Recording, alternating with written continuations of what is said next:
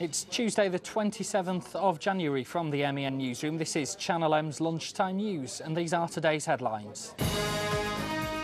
Irresponsible and ridiculous. Critics hit out at the all-you-can-drink offer at one Oldham nightclub for under £6. Tokyo's the best night going out in Oldham, really. Cheapest chips. Cheapest chips, exactly. People drink far too much these days. Can't even handle themselves. Also coming up, the fire in Ancoats that left streets cordoned off and many people with a slow journey to work this morning. Plus, the caravan of love, one man's emotional journey in memory of his late wife. The memories up here, this is to celebrate the life. I don't want anybody to be sad about her. I want her to remember who she was, always smiling.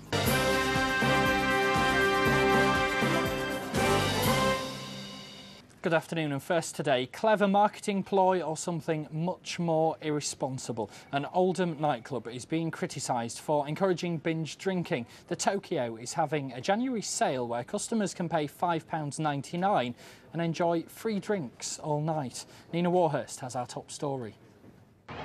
Tokyo's the best night going out in Oldham, really, to be honest with you. Cheap night out, music's great. They're queuing in their dozens, and little wonder. It's the January sale in Tokyo Project in Oldham, and that means you pay less than £6 for entry, you're given a voucher for your first drink, and as long as you keep returning your empties, you'll be given another. And that includes lager, alcopops, whiskey and vodka. Clubbers told the Manchester Evening News that they come here because it's cheap, it's cheerful, that they feel safe here and that they'd probably be drinking heavily anyway. But not everybody's enjoying the party. Tokyo Club's being totally irresponsible, and when the North West's got such a big problem with drink, they just should stop selling alcohol so cheaply. Local MP Phil Wallace has called the promotion utterly irresponsible and ridiculous. He'd already described the town centre as being like the Wild West and said that this is like the Last Chance Saloon. Oldham Council Chief Howard Sykes has promised swift action and launched an investigation, and most local residents we spoke to agreed that something must be done. I work in the alcohol and drug field here, and it's not good. The amount of people we're getting, younger people into the services, it's absolutely atrocious, and that just encourages those type of binge drinking sessions. That is the my daughter on Friday when she came home, yeah. Was she at Tokyo's? She was somewhere where you paid and just got beer all night, and she was wrecked. Your daughter was? Yeah. Just binge drink anywhere. It's just part of nature these days. Part of life, innit? What can I say? Anyway. Well, my mate wet himself after going in there, so I'm not too impressed with the idea.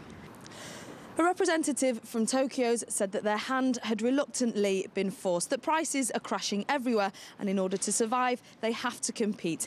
They say that until the government changes the law, prices will keep on dropping, unlike the queues full of young people thirsty for a cheap drink, which show no signs of going down. Nina Warhurst, Channel M News. Pictures showing 49 people that police want to question over last May's rioting here in Manchester involving Rangers fans will be shown off later. Bottles were hurled and fighting broke out among some of the 150,000 supporters here for the UEFA Cup final when a screen due to show the match in Piccadilly stopped working. Officers are hoping to identify more of those who were involved.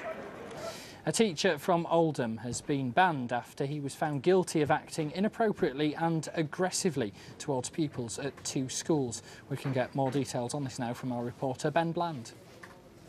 The findings against Robert Burke relate to incidents that happened here at St Margaret's Primary School, where he worked as a teacher between 1999 and 2003.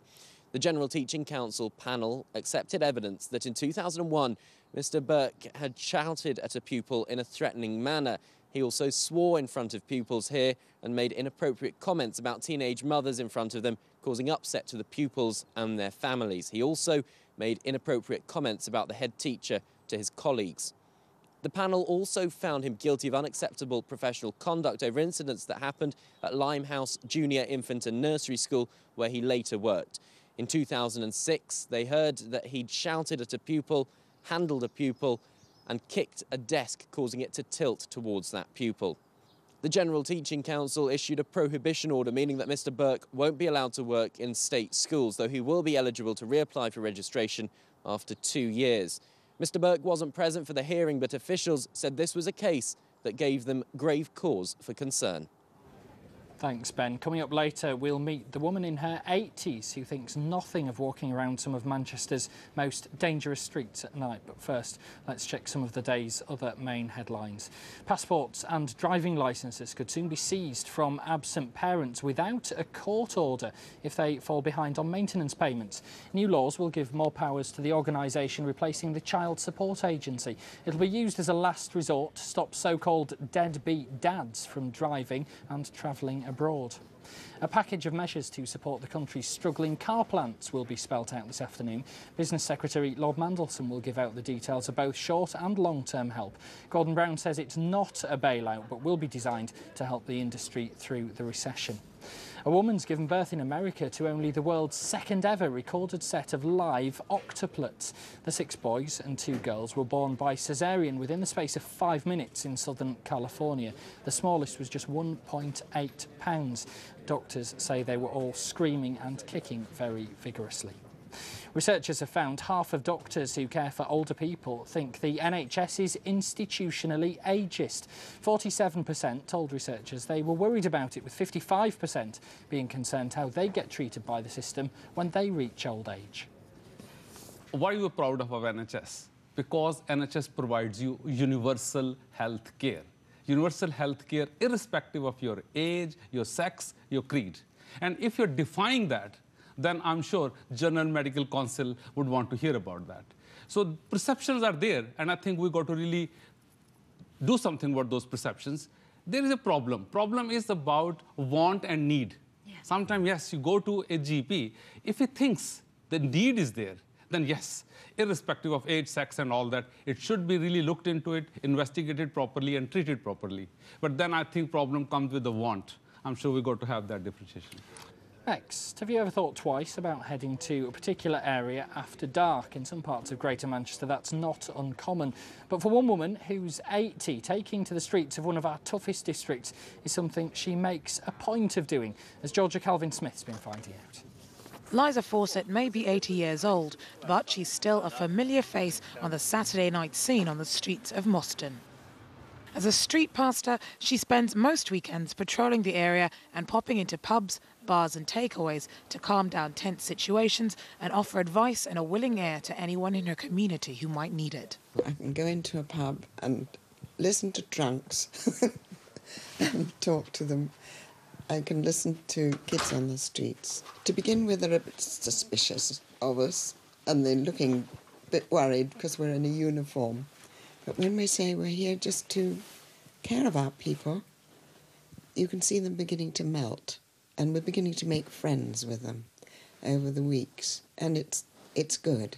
Street pastors are Christian volunteers who've been given conflict resolution and counselling training to deal with the nighttime situations they might come across whilst out on the beat in their communities.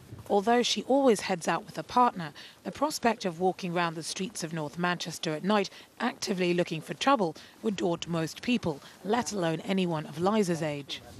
But despite the potential for harm, she feels that her presence can diffuse some situations. I think people are beginning to understand what a street pastor does. That's not going out and saying, come and give your life to Jesus. It's just sharing the love that I've got. It's about being there for people very concerned about what's happening, about antisocial behaviour, gang and gun problems, knife attacks, the fear of just going out at night. And we as the church, as part of the community, want to be out there on the streets, engaging with whoever we meet.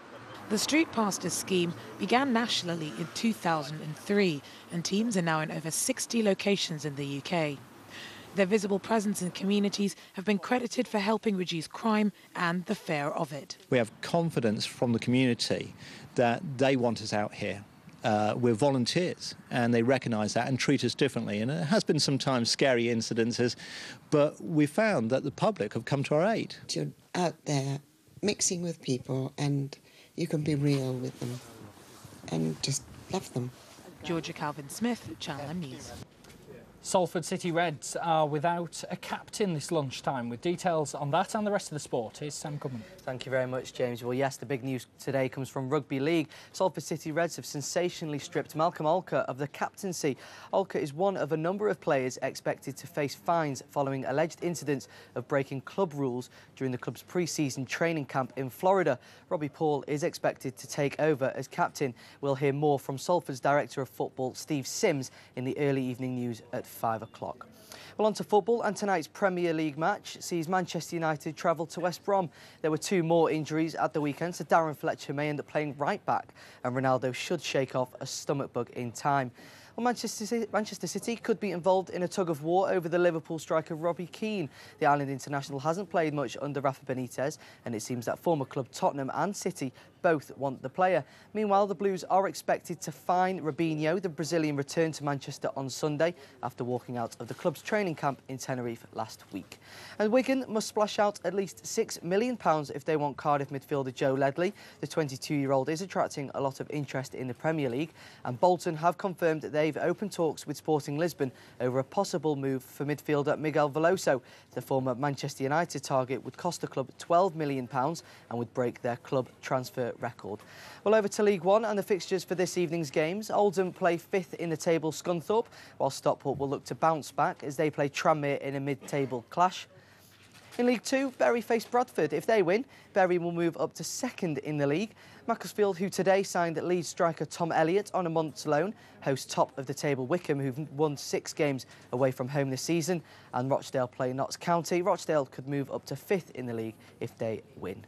And in ice hockey, the Manchester Phoenix hadn't won in 5 matches heading into the game against the Cardiff Devils. Let's see how they did.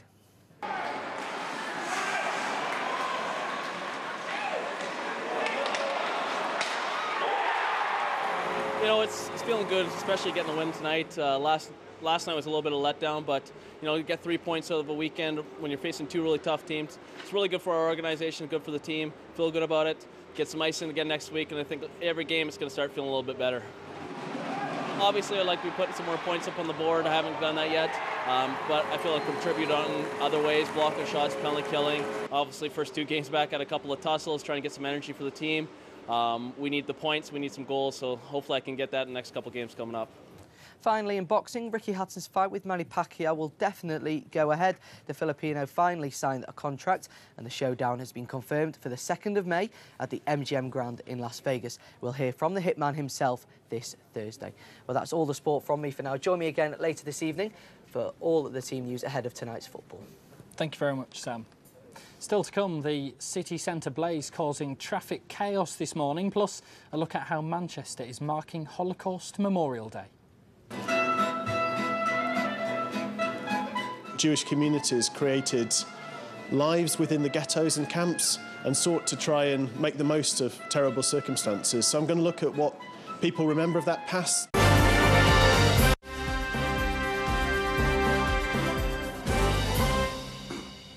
Welcome back. This is Channel M's Lunchtime News. More of the day's main headlines between now and 1 o'clock. And don't forget that they're all online as well at channelm.co.uk. Log on now for the story of a big fine for one of our councils after a 4-year-old boy slipped down a waterway and impaled himself on a tree branch in a park. Pictures of the place where that happened are there. And also celebrations here in Manchester for the Chinese New Year. That's at channelm.co.uk. Next, a mothballed development of flats in Ancoats has been declared unsafe after a major fire overnight that engulfed the basement. Several roads around it had to be closed, causing extra delays during the morning's rush hour. Channel M's Beverly Walkton's on this one. The blaze broke out late last night in the basement of this apartment block on Jersey Street, just off Great Ancoats Street. No one was injured in the fire. The area was cordoned off while fire crews surveyed the damage. Neighbouring office workers were told to stay away. I came into work this morning and the fire brigade said that we can't have access to our building because there's a fear that the large building there might fall down due to a fire last night.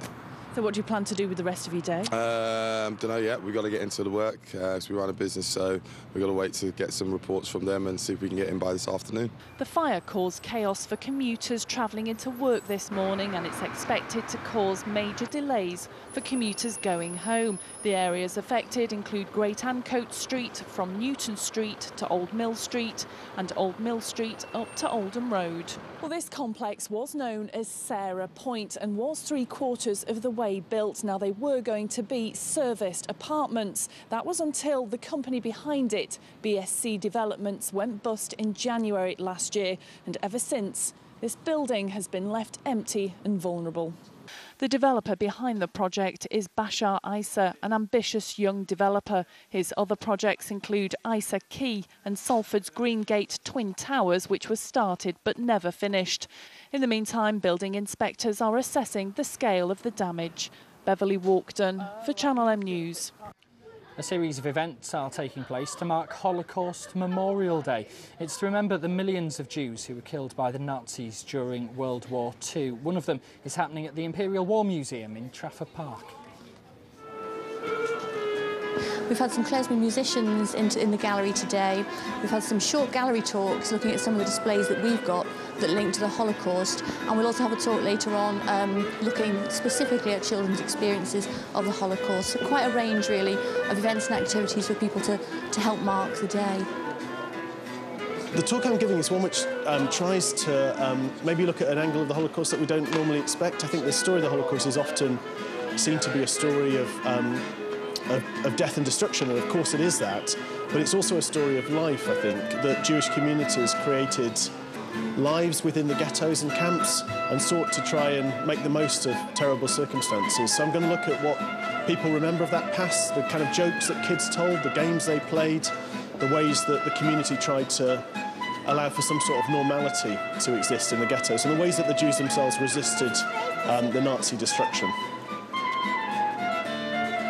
A group of teenagers from Moss Side are hoping to take on some of the world's most passionate poets in Chicago with their take on growing up in inner city Manchester.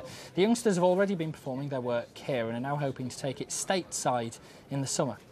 Well, joining us now to talk a little bit more about this is their mentor, Rhys Williams. Rhys, thank you very much for coming in. Yeah, all right, how are you? Yeah, very well, thank you. First of all, these things, I understand it's called a poetry slam. It's come over from America. What is a poetry slam? Well, it's basically a showcase of spoken word poetry with a competitive element.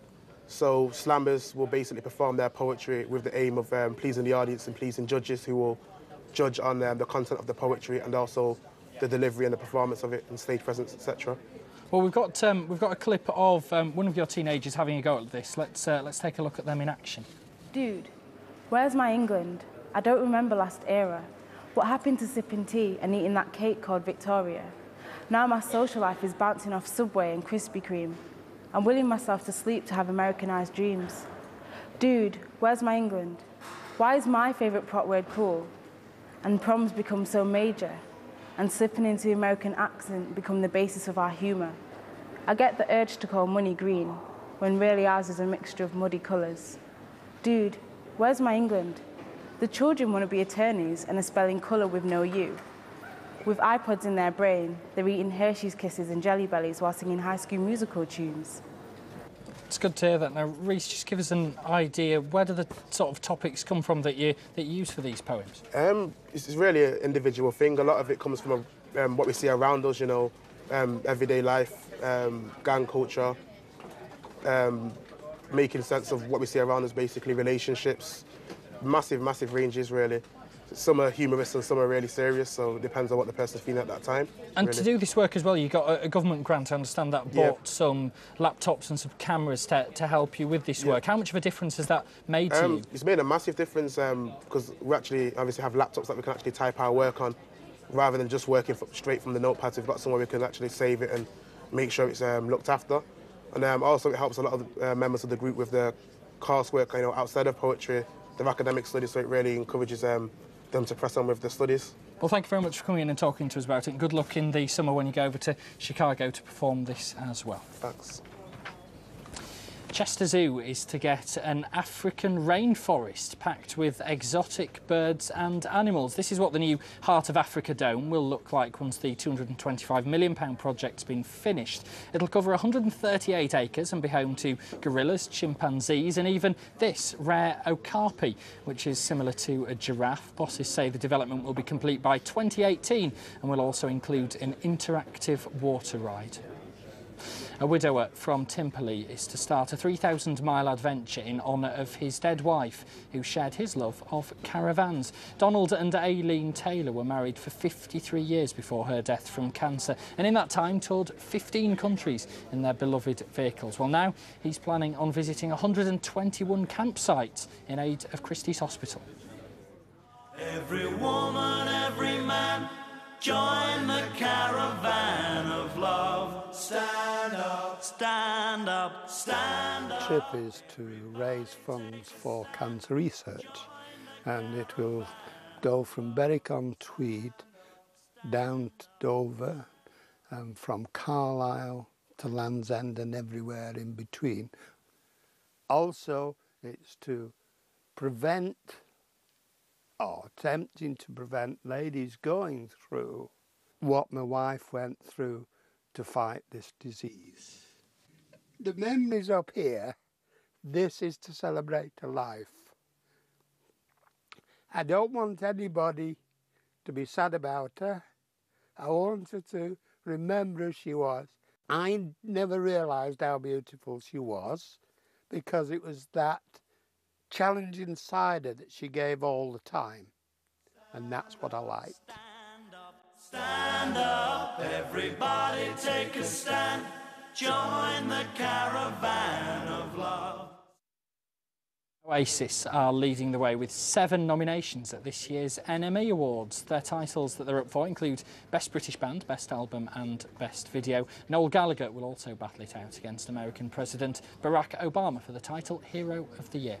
Now, it's been a mild morning here in Greater Manchester and there has been some drizzle in places. With a look at the forecast for the week ahead, here's Michelle Eagleton.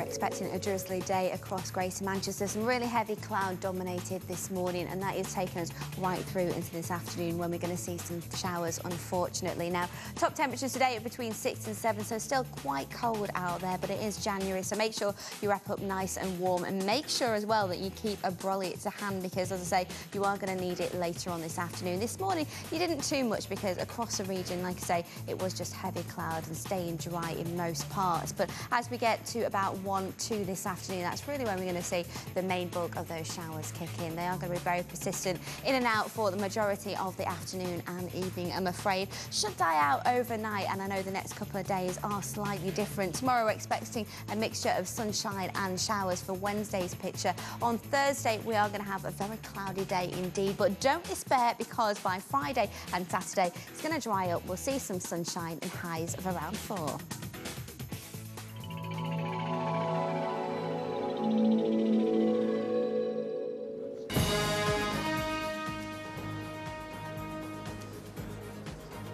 This is Channel M's Lunchtime News. Here are Tuesday's top stories. A nightclub in Oldham has been branded irresponsible for a January sale promotion where customers pay under £6 with unlimited drinks. The MP for the area says the deal at the Tokyo is like something out of the Wild West. Pictures of 49 people wanted over the riots in Manchester last May when thousands of Rangers fans were in town will be released later. The images show people that police want to trace after trouble flared on the night of the UEFA Cup final. More on all those stories with Andy Crane from 5 o'clock tonight, but from me and the Lunchtime team, bye-bye for now.